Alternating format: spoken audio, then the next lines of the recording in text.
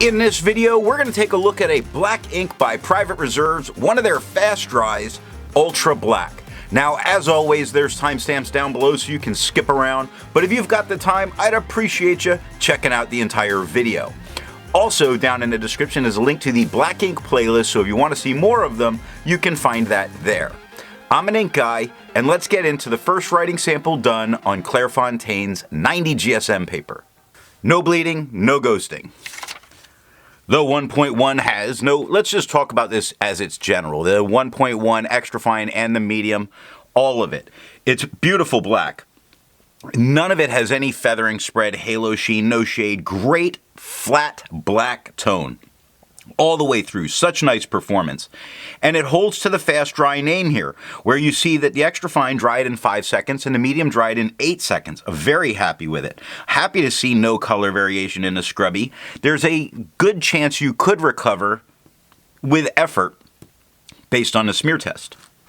To have a range of experience with this ink, all of the writing samples are done with a Jinhao 159 with a 1.1 stub, a Jinhao X450 with a medium, and a Jinhao X750 with an extra fine.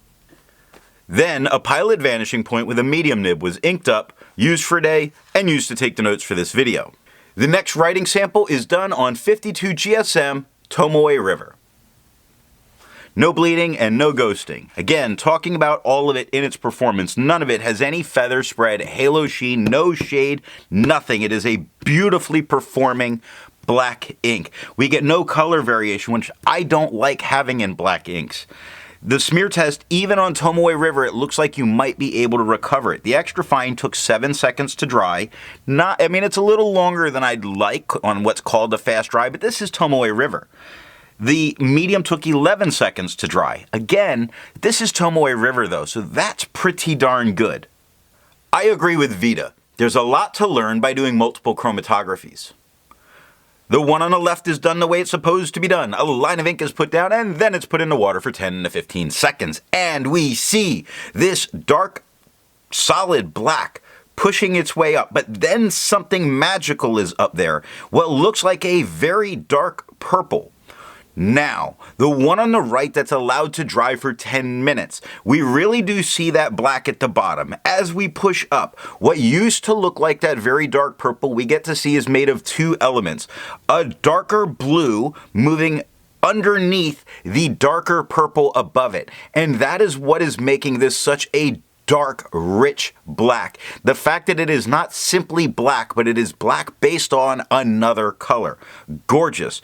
But I do think we may see some resistance here. The next writing sample is done on 80 GSM Rhodia dot pad.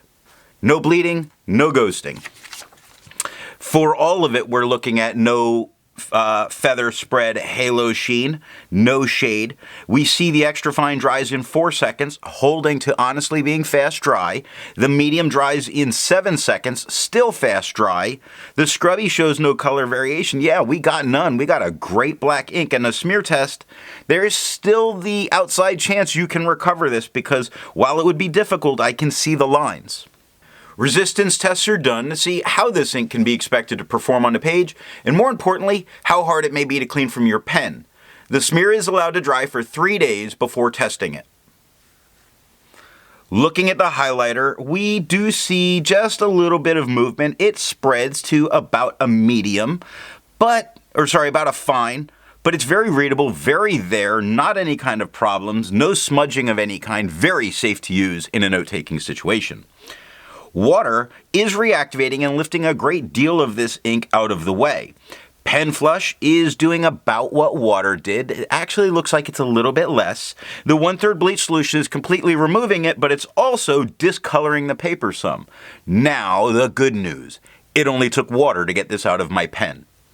The next writing sample is done on TWSBI notebook paper. No bleeding, no ghosting. We have that whole in general conversation where we have no feather spread, halo sheen, no shade, beautiful black on the page. Look at how there's no break in that dark tone anywhere. It's still showing itself to be fast drying at 4 seconds with the extra fine and 6 seconds with the medium. The scrubby gives us no color variation because beautifully. There is none. And the smear test, you still stand a chance of recovering it if you smear while you're writing. Outstanding. For the inks tested, the average viscosity was 2.5, and the realm of normal was 2.1 to 2.9. Private Reserve's Fast Drying Ultra Black has a viscosity of 1.88, making it a wet ink. If you're interested in how the viscosity and all that's done, then down in the description is a link to that video. Let's take a look at the next writing sample done on Leuchtturm 1917 paper. No bleeding, no ghosting. All of them. Trying to work on some changes here. We have no feather spread, halo sheen, no shade in any of this gorgeous writing. The extra fine took 3 seconds to dry. The medium took 5 seconds to dry. Is it fast drying? Yes, it is. Thank you, Private Reserves. The scrubby shows no color variation, and we are really not getting it. And the smear test here, I don't think you could recover if you smeared while you were writing. For the inks tested, the average dry time was 17 seconds, and the realm of normal was 13 to 21 seconds. Private Reserve's Fast Drying Ultra Black has an average dry time of 7 seconds, so yes, it is indeed a fast drying ink. The last writing sample is done on 20-pound copy paper. We have plenty of bleed that's going on, and we sort of expect a bunch of that because fast drying often means that it is reacting to the paper very quickly. Now, none of this came through, so it's not ruining the next page, but you cannot take notes on the back of this page or you'll lose it all. Both of these have feathering, and it's all tiny little feathering all over the space. They both have spread, although the medium has more spread than the extra fine. Kind of to be expected because more ink is going down. Neither of them have halo, sheen, or shade. The extra fine took 1 second to dry. It had nothing in the scrubby, nothing going on in the writing, and the smear test, you could recover because you can't smear it. Instead of finding inks that look like Private Reserve's Fast Drying Ultra Black, I'd prefer to find an ink that complements its color on the page. I decided to go with a green ink by Herbin, their Vert Empire. If you'd prefer a different complement color, then down in the description are links to those different color playlists.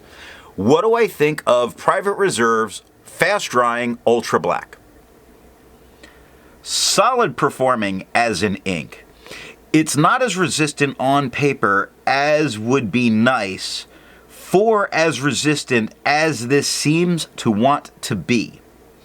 It is fast drying, making this a great ink for student taking a lot of notes, or even students taking a lot of notes. I don't know why I made student singular. So what nib and pen are going to give the best writing experience with this ink? I really think this would go best with a medium to probably dry flowing fine pen or extra fine. And with that, I'm thinking about the student taking a lot of notes where they need to be able to keep writing, not worrying about running out, but not killing the paper when they do it.